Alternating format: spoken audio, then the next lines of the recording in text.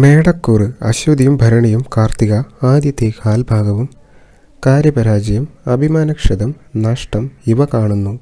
സന്ധ്യ മുതൽ ഗുണദോഷ സമ്മിശ്രം. ഇടവക്കൂറ് കാർത്തിക അവസാനത്തെ മുക്കാൽ ഭാഗവും രോഹിണിയും മകയിരത്തിൻ്റെ ആദ്യ പകുതിയും. കാര്യവിജയം, ഇഷ്ടഭക്ഷണ സമൃദ്ധി, ആരോഗ്യം, സമ്മാനലാഭം ഇവ കാണുന്നു. മിഥുനക്കൂറ് മകയിരത്തിൻ്റെ അവസാന പകുതിയും തിരുവാതിരയും പുണർത്തത്തിൻ്റെ ആദ്യത്തെ മുക്കാൽ ഭാഗവും. കാര്യതടസ്സം, അലച്ചിൽ, ചെലവ് ഇവ കാണുന്നു.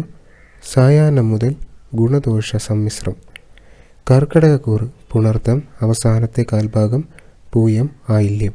കാര്യവിജയം, ധനയോഗം, ബന്ധുസമാഗമം ഇവ കാണുന്നു. ചിങ്ങക്കൂറ് മകവും പൂരവും ഉത്രത്തിൻ്റെ ആദ്യ കാൽഭാഗവും. കാര്യവിജയം, അംഗീകാരം ഇവ കാണുന്നു. തൊഴിലന്വേഷണങ്ങൾ ഫലവത്താകാം.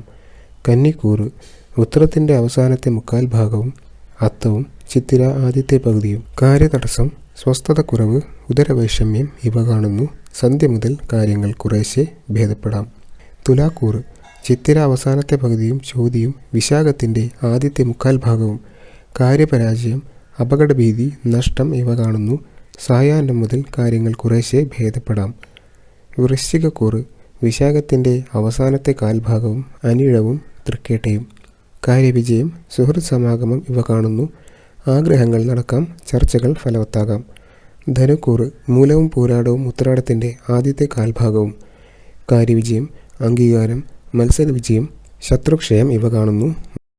മകരക്കൂറ് ഉത്രത്തിൻ്റെ അവസാനത്തെ മുക്കാൽ ഭാഗവും തിരുവോണവും അവിട്ടത്തിൻ്റെ ആദ്യ പകുതിയും. കാര്യതടസ്സം, സ്വസ്ഥതക്കുറവ്, പ്രവർത്തനമാന്ദ്യം ഇവ കാണുന്നു. സായാഹ്നം മുതൽ കാര്യങ്ങൾ കുറേശ്ശെ മെച്ചപ്പെടാം. കുംഭക്കൂറ് അവിട്ടത്തിൻ്റെ അവസാന പകുതിയും ചതയവും പൂരുരുട്ടാതി ആദ്യത്തെ മുക്കാൽ ഭാഗവും. കാര്യതടസ്സം, സ്വസ്ഥതക്കുറവ്, പ്രവർത്തനമാന്ദ്യം ഇവ കാണുന്നു. സന്ധ്യ മുതൽ കാര്യങ്ങൾ കുറേശ്ശെ മെച്ചപ്പെടാം. മീനക്കൂറ് പൂരുരുട്ടാതിയുടെ അവസാനത്തെ കാൽഭാഗവും ഉത്രട്ടാതിയും രേവതിയും. കാര്യവിജയം, അംഗീകാരം ഇവ കാണുന്നു. യാത്രകൾ ഫലവത്താകാം, ആഗ്രഹങ്ങൾ നടക്കാം.